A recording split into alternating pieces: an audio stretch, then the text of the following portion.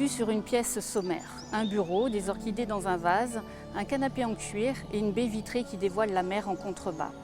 Deux femmes encore jeunes, quoique. L'une est assise derrière le bureau, l'autre est allongée sur le canapé. « Bonjour docteur, c'est au sujet d'une horloge. » Il me faut parler la première, c'est ça? Pour franchir un cap? D'accord. Voilà, il y a un mois, je suis allée dans une brocante. J'adore les brocantes. Au départ, je voulais acheter de nouvelles chaises pour ma varangue. Puis j'ai vu cette horloge. Elle était vieille, mais elle avait des courbes, comment vous dire? Des courbes, la thérapeute sursaute. L'horloge? Oui, des courbes libertines. Ce n'était pas sexuel tout de même, nous parlons d'un objet, rien d'affriolant. La femme rougit. Sexuel, un peu, je le confesse. Soupir très charnel. Bien, qu'avez-vous ressenti exactement? Ça m'a rappelé l'écume de l'océan sur ma peau, l'été de mes 16 ans, la douceur d'une journée ensoleillée et mon premier baiser dans les toilettes du collège, toutes les fois où j'ai dansé jusqu'à l'aube. Une valse sous des torrents de pluie à Bologne, un pique-nique dans la forêt de Bébourg, et une nuit, comment dire, le genre de nuit qui crache son venin, qui empoisonne votre sang. Je tanguais sous son poids encore et... Pardon, je m'égare. Non, continuez. La thérapeute sort un mouchoir de sa poche et se tamponne le front. Docteur, je ne supporte plus ce bruit. Quel bruit? Vous ne l'entendez pas? Quoi? L'horloge, cette maudite horloge. Tic-tac, tic-tac, tic-tac, dans ma tête ou en dehors, je ne sais plus. Un matin, je me suis réveillée et elle s'était mise en route. Tic-tac, elle ne me laisse aucun répit. Elle m'empêche de me concentrer sur ma vie intellectuelle. C'est comme un compte à rebours. Oui, une bombe dans ma tête. J'ai peur. De quoi? De la déflagration. Peggy Lou Garbal, pourquoi écrivez-vous? Alors pourquoi j'écris? C'est une très bonne question. Je me suis mise à écrire un jour, j'étais assez jeune quand même, je vais avoir 5 ou 6 ans à partir du moment où j'ai commencé à savoir écrire. Il y en a qui font du sport, il y en a qui se mettent à écrire. Donc voilà, je ne me suis jamais réellement posé la question, c'est venu un jour et puis je ne me suis pas arrêtée. Qu'est-ce qui déclenche en fait ce besoin, cette envie d'écrire? Ça peut être des petits détails de la vie quotidienne, quelque chose qui arrive, même quelque chose d'insignifiant. Moi, je me promène avec des petits carnets dans mon sac. Dès que quelque chose m'interpelle, je note. Et puis après, chez moi, j'en fais des histoires. Vous figurez au sommaire d'un livre sur les Gilets jaunes. Oui. C'est un sujet qui est très actuel. Oui, l'éditeur a réagi avec l'actualité, donc c'est l'association éditrice UDIR.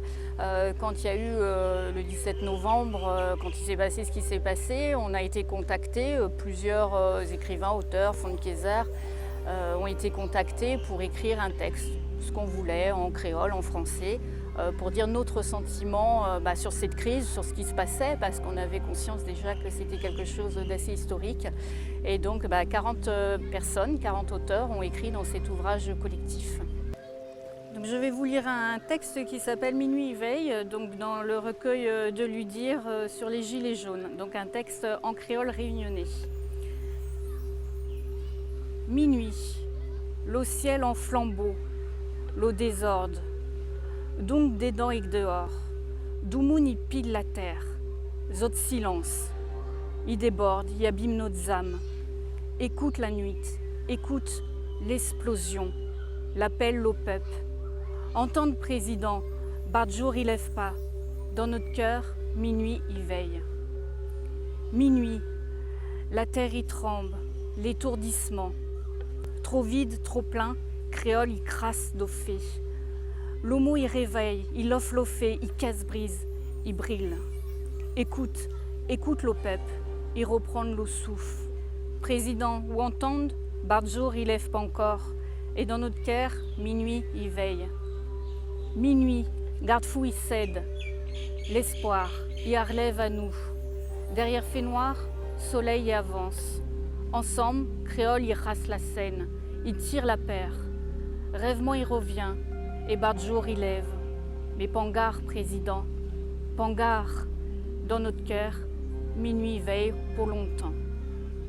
vous vous qualifierez de romancière ou d'observatrice de la société réunionnaise? Un peu des deux. Après, je suis assez polyvalente dans l'écriture. J'écris des romans, j'écris des livres pour enfants, j'écris des pièces de théâtre, des nouvelles. Là, c'est vrai que je suis aussi observatrice de la société puisque je vis dedans, donc forcément, il y a des choses qui m'interpellent et notamment cette crise des Gilets jaunes. Quelles sont vos inspirations en fait? Tous ces livres que vous avez publiés, quel est le fil conducteur entre les livres pour enfants, les romans et les Gilets jaunes? Après, ça correspond à des périodes de ma vie. Mon premier roman, je l'ai écrit, j'avais 30 ans.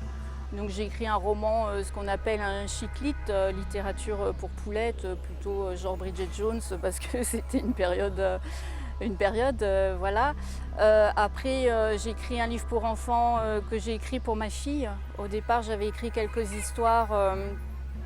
Quand j'étais enceinte de ma fille, je voulais quelque chose qui parle de son île, donc de la Réunion, quelque chose d'un peu écologique, pédagogique, et je n'ai pas trouvé à ce moment-là en librairie. Donc j'ai commencé à écrire quelques petites histoires, et puis au fil du temps, je l'ai publié. Et la première fois que je l'ai présenté dans une classe, c'était dans la classe de ma fille, qui s'appelle Alizée. Vous êtes membre de l'UDIR, une association de poètes, d'écrivains, très active à La Réunion. Peut-être vous pourriez nous parler de l'UDIR? Oui, bien sûr. Alors j'ai connu l'UDIR il y a plusieurs années. Je ne saurais pas dire exactement. Moi, ça fait 15 ans que je vis à La Réunion, un peu plus de 15 ans. Et j'ai connu l'UDIR parce que j'ai fait tout d'abord un stage de raconteurs histoires, donc de conteurs, conteuses.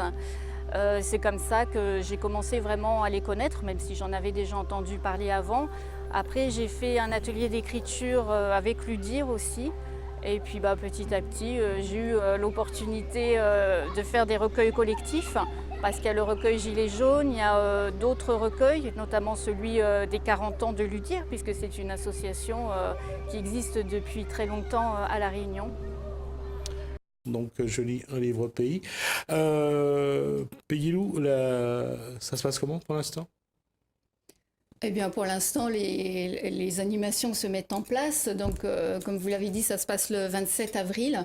Ça sera dans les bibliothèques, dans les librairies, un peu partout dans différents lieux de l'île. Donc, il y aura un planning d'animation que vous pouvez consulter sur la page Facebook de Je lis un livre pays. Il y aura tout le programme.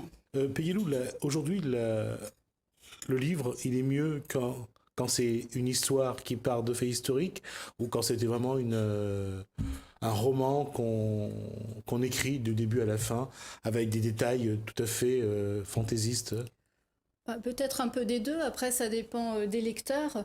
C'est vrai que sur ce type de livre, on apprend des choses. Moi, je ne connaissais pas du tout cette histoire-là. De même, les Sabénas, j'avais vaguement entendu parler. La Sacaille, je ne connaissais pas avant de lire le roman d'Emmanuel Jeanbrun.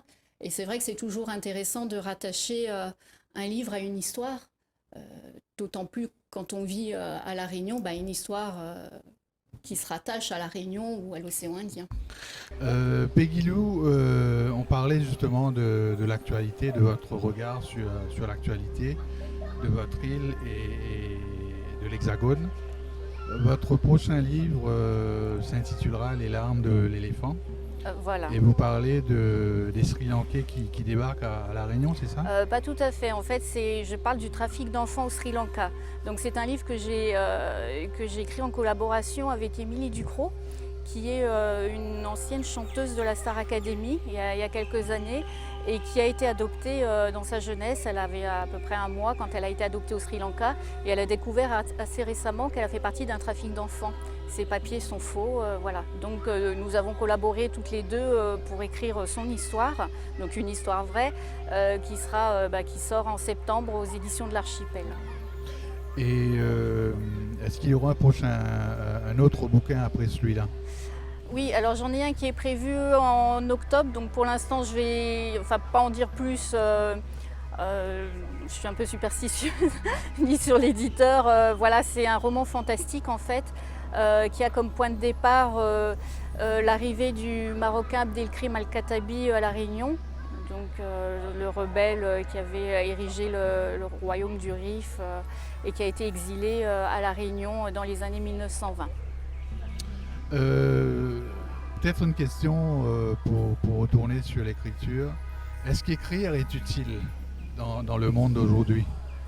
Oui, parce que écrire, c'est aussi un témoignage, même quand ce sont des histoires inventées. Bon, on a écrit par exemple pour Ludir, les Gilets jaunes, ça laisse une trace.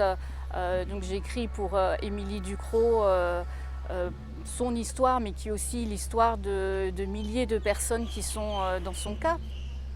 Et puis même quand ce sont des histoires inventées, comme ce roman qui devrait sortir en octobre sur Abdelkrim Al-Khattabi, ce sont des faits historiques, même si c'est un roman et après j'ai inventé. Et puis c'est important aussi pour l'imaginaire, pour se plonger un petit peu dans l'imaginaire.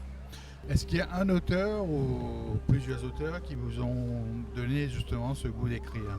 Alors après, je suis pas très classique. Souvent, les écrivains donnent des auteurs classiques. Bon, j'aime beaucoup Victor Hugo quand même. Après, moi, l'écrivain qui m'a marqué, c'est Patrick Covin. Voilà. Et puis après, à La Réunion, il y a Jean-François Sablong, Céline Huette, avec qui j'ai le bonheur d'avoir collaboré sur quelques ouvrages. Peggy, vous venez souvent à Maurice. Quel est votre regard sur la société mauricienne? Est-ce que notre île pourrait un jour vous inspirer pour un bouquin? Ah oui, bien sûr. Alors ça fait 6 ans que je viens ici au Chandrani. Je connaissais Grand B avant, j'ai même fait une escale pendant mon voyage de noces. Oui, effectivement, c'est une île merveilleuse. Alors après, il y a toute la réalité aussi de la société, hein. On voit aussi que tout n'est pas rose comme partout ailleurs.